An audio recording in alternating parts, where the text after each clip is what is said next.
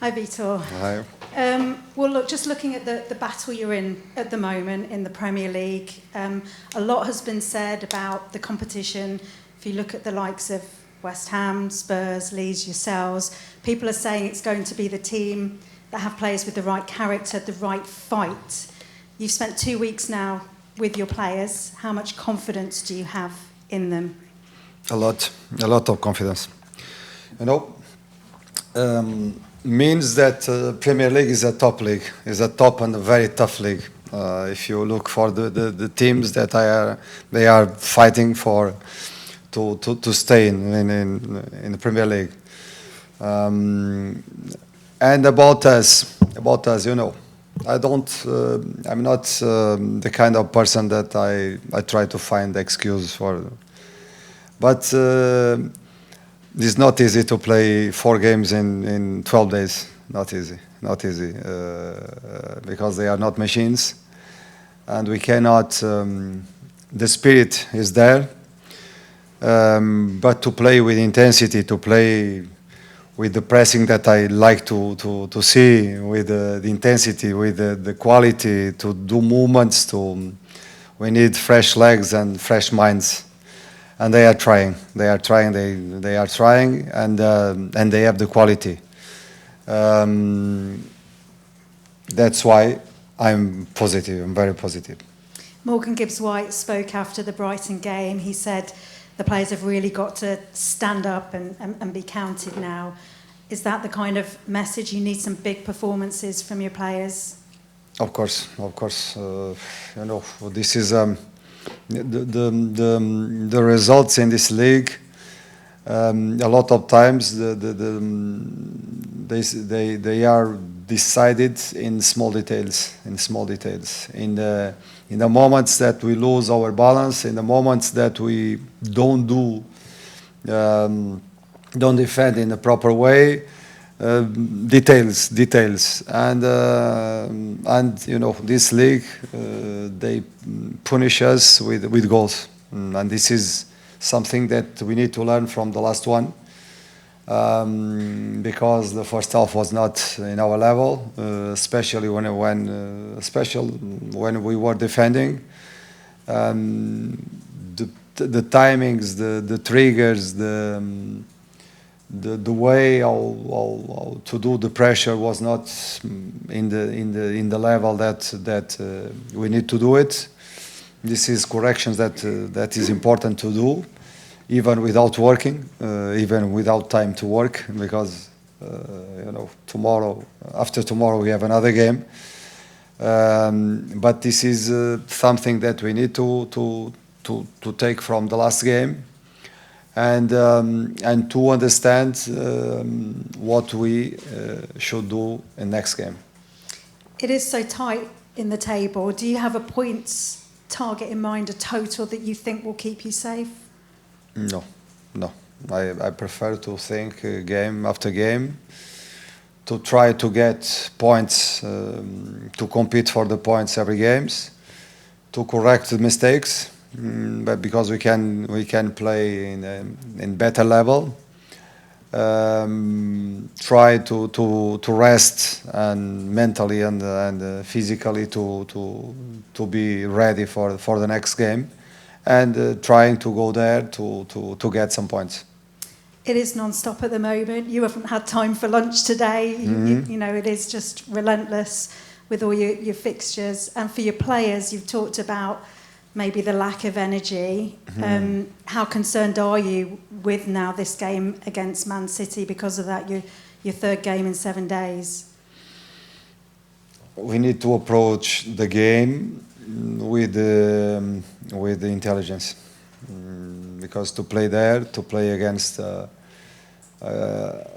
against City, with our tools, with our qualities, with our work, and trying to understand the moments, the proper moments to do the things, not to play fast when we must keep the ball, not to lose easy balls, not to press them when it's not the time to press, but press them when is the proper time. the understanding about the game, and this is something that we can improve.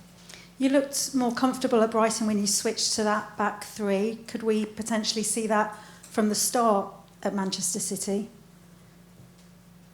I didn't. Sorry. When you switched to a back three, yes. at Okay. Brighton, you looked more comfortable. Do you think perhaps from the start against Manchester City we might see that?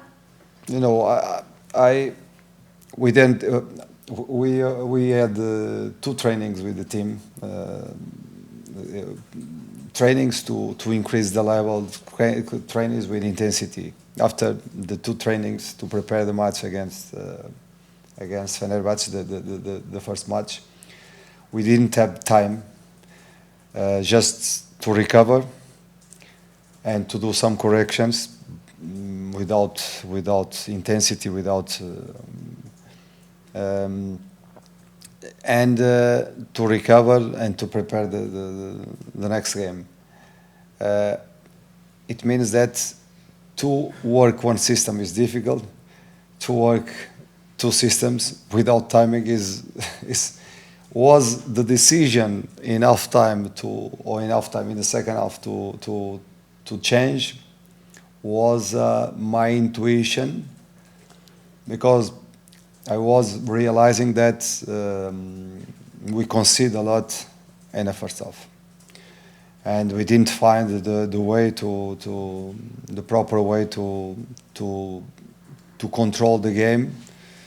And I decide for sometimes okay, we are losing, and he decide for another center back. But sometimes is the way to control the game and to have the ball, to try to score goals and try to not concede spaces for them. And in my opinion, we did it in a better way the second half. Thanks, Vítor. Thank you. All the best. Thank you. Sam for PLP. Hi, Vítor. Hi. Firstly, are you able to share a little bit more detail on the situation with Matt Sells coming back on Sunday? Stefan Ortega, of course, an injury after Fenerbahce. Is he okay? And how did those conversations come about? Because from what we know, we thought that Sells was going to be joining the group today. Yes. Ortega got injury, I think for a few days. He will be out. We had a conversation with Sells, trying to explain that we need you in this moment. I know that you are not. It's not the time, because we need a little bit more days to be fit, to be in shape. But in the end, is a leader, is a person with character, strong character. He wants to help the team, and he decided to accept the challenge to take the risk between me, him, and the medical department to go to play the game. Great, thank you. When you've got 2 Premier League games within 3 days like this, what do these 2 days, I guess, look like for the team under your coaching? What do you prioritise when you've only got today and tomorrow ahead of City? We just have time to study City, to study the team, to decide the team that will start the game, to recover the players, and to prepare the video to show the players how to control the qualities of them, and how to use our qualities to create something against them. How much time will they be having on the training pitch, if at all, in these 2 days? Today was not possible, because today we had training with the players that didn't play the game.